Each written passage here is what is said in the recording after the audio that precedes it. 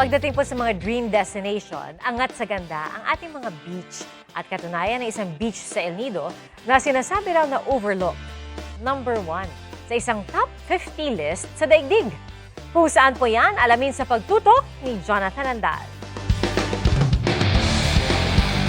Puti at pinong buhangin na hinahaplos ng bughaw na dagat na paliligiran ng mga nagtataasang limestone cliff at mayabong na mga halaman at puno. Beach, please! Kaya di katakataka na pati buong mundo natulala sa ganda ng Entalula Beach sa El Nido, Palawan. Number 1 ito ngayon sa World's 50 Best Beaches ng isang travel website.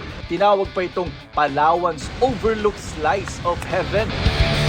Di biro ang pagpili sa pinakamagandang beach around the globe. Pasok dapat sa standard ang tanging ganda nito. Hitik sa wildlife at may banayad na tubig. At pagdating sa mga turista, dapat malakas ang hatak nito. Hindi lang ang Entalula Beach ng El Nido ang pasok sa listahan. Guys, we're finally here!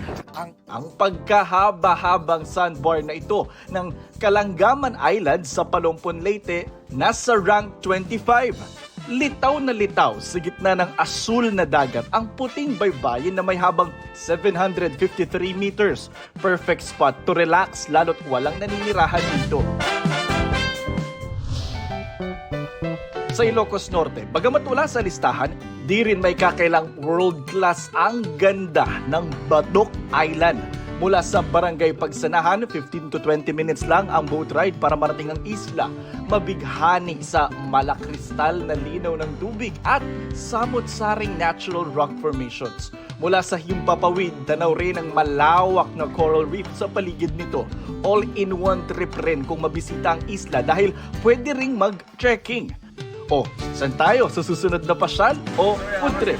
I-share nyo sa 24 Oras Weekend page ang inyong travel at food adventures.